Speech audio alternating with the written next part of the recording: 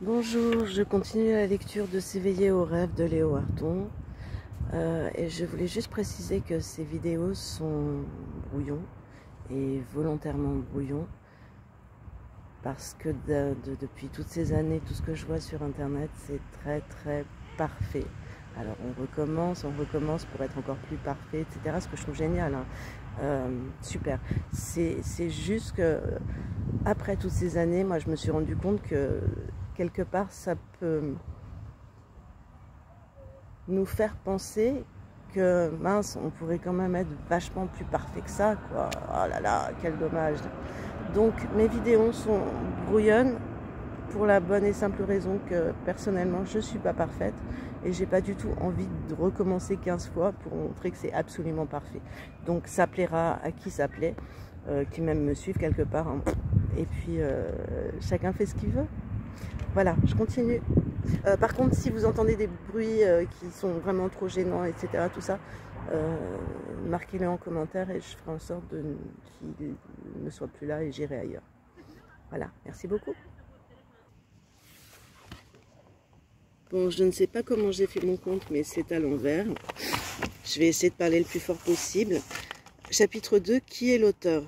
Point d'interrogation. Un certain nombre de gens autour de moi ont gentiment insisté pour que je fasse figurer dans ce livre une partie de mon histoire personnelle.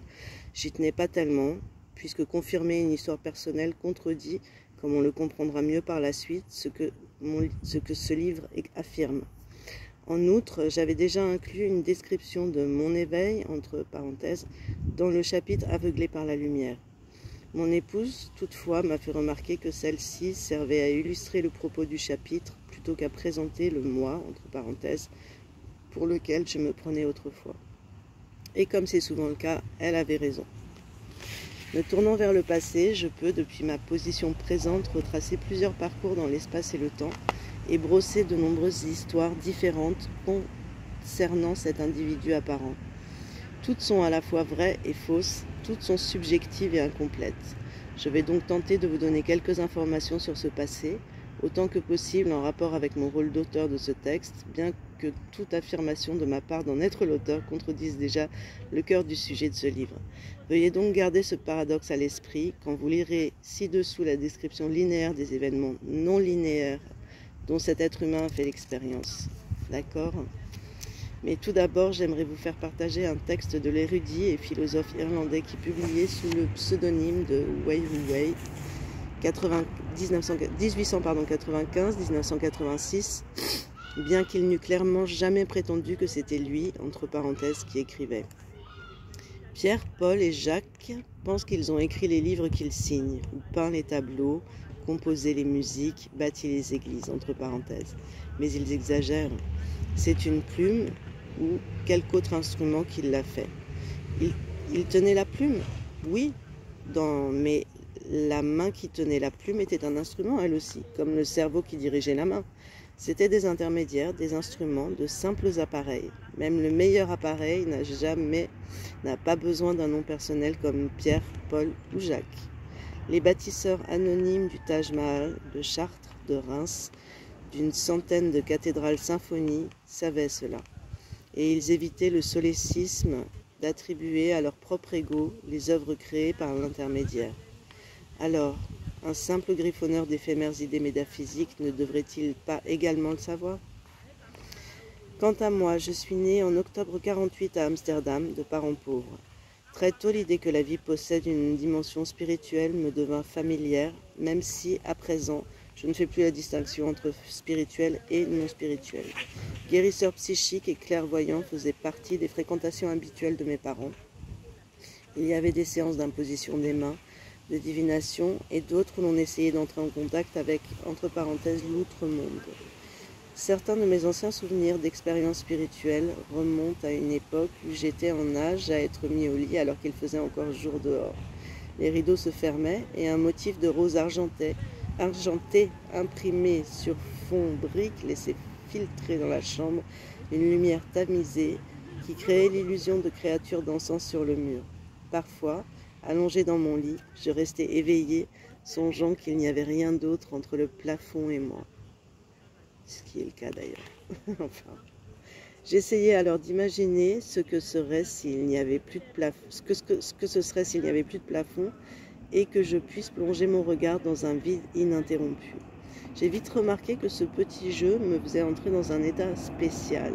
Une sensation à la fois étrange et agréable me pénétrait tandis que mon esprit s'abandonnait plus profondément à l'impossibilité d'imaginer rien, ce rien entre parenthèses.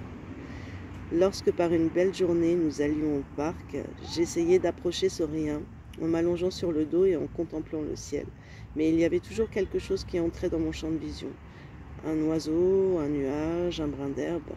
Cela n'était pas mieux si je fermais les yeux, des motifs tourbillonnants semblaient danser sur ma rétine et à un moment donné, je devais renoncer à ce jeu. Quand j'avais 8 ans, mes parents ont divorcé et mes 2 frères cadets et moi sommes restés avec ma mère. À cette époque, en Hollande, il était encore mal vu pour une femme de rester sans mari. Des gens ont essayé de nous aider, mais beaucoup d'autres, voisins, maîtres d'école et fonctionnaires de la sécurité sociale, entre parenthèses, nous donnaient une impression d'être jugés. Élever 3 jeunes garçons était éprouvant pour ma mère. Elle a fait de son mieux, alors que mon père se montrait réticent à participer. À un moment donné, nous nous sommes convertis au catholicisme. C'était autant pour le réconfort de la religion que pour obtenir une aide de l'Église. C'était la première fois que je me frottais à une religion organisée et que je lui ai porté un regard très critique. Je détestais aller à l'église, mais j'étais intriguée par les enseignements religieux dispensés dans ma nouvelle école catholique. La Bible semblait être une source inépuisable d'histoires fascinantes, mais j'ai vite remarqué que mes questions incisives n'étaient pas toujours appréciées. Avec qui les enfants d'Adam et Ève s'étaient-ils mariés? Si Dieu est bon, pourquoi y a-t-il autant d'injustice? Ils sont pas cons, les enfants. Comment un Dieu d'amour pouvait-il détruire des villes entières simplement parce qu'une majorité de ses habitants ne vivaient pas de ses commandements? Et pourquoi envoyait-il des gens brûler en enfer pour l'éternité? Tantôt on me disait que certaines histoires de la Bible étaient symboliques, et tantôt on m'affirmait que la Bible devait être prise au sens littéral. Autre mystère, pourquoi manger du poisson le vendredi était-il considéré comme un jeûne, alors que de toute évidence c'était un festin? Le déjeuner du vendredi servi avec du vin blanc était l'événement de la semaine pour les prêtres de notre paroisse. 3 petits points. Nous avons appris que tous étaient égaux aux yeux de Dieu, mais les riches quand même avaient plus de place, avaient des places réservées au premier rang de l'église et des coussins plus rembourrés sur lesquels s'agenouiller. Tout cela était déroutant et il y avait manifestement plus de questions que de réponses. Je suppose qu'apporter l'éducation religieuse à un âge plus avancé que les autres gosses de l'école me rendait plus difficile l'acceptation inconditionnelle de ce qu'on me racontait. Ceci a fait de moi un chercheur, se méfiant de toute autorité spirituelle. Déjà à cette époque, je pensais que la vie avait plus de profondeur qu'il n'y paraissait. Je croyais en Dieu, mais ne pouvais accepter que l'on m'enseignait ce que l'on m'enseignait à son sujet. À l'âge de 12 ans, je suis tombée sur une publicité pour un cours de Raja Yoga par correspondance. J'ai convaincu ma mère de s'y inscrire et nous avons commencé à recevoir régulièrement des leçons par la poste. L'enseignant était un professeur d'études orientales. Bien qu'une bonne partie de ses textes dépassât mon niveau de compréhension, quelque chose me poussait à continuer. Il y avait des expressions et des idées nouvelles au sujet de Dieu, du soi et de la vie en général qui sonnaient plus justes que ceux que j'entendais à l'école. Quand je fus un peu plus âgé, il devint temps de choisir entre continuer l'école et travailler. Aucune de ces options ne m'attirait. Je voulais dessiner, peindre ou mener une vie aventureuse, une vie faite de voyages et d'exploration. Nous étions dans les années 60 et j'ai appris à fumer le hashish. J'étais encore mineure et les autorités qui ont à l'œil les enfants de parents divorcés décidèrent que je serais mieux dans une institution d'État pour enfants difficiles. Je suis sûre qu'ils étaient pleins de bonnes intentions. Ouais. Mais je ne le voyais pas de cet œil à l'époque. Moi non plus. Dans cet endroit, je me suis retrouvée avec des gosses qui étaient là pour des affaires plus sérieuses, comme le vol de voitures, le cambriolage et le viol. On m'a dit que j'étais là par mesure préventive, alors que la plupart des autres étaient là par mesure punitive.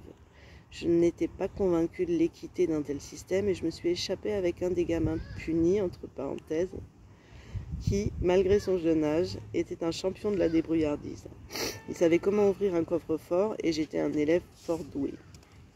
J'ai vécu dans les rues, j'ai traversé l'Europe en autostop et je me suis initiée aux drogues dures et aux aiguilles. De même. Finalement, les drogues psychédéliques, en particulier le LSD, m'ont éloigné de la dépendance et ramené à un état plus équilibré. What's a fucking chance? Je suis devenue un hippie macrobiote, je me suis mariée et j'ai eu ma première fille, Lila. J'ai repris la lecture et la méditation.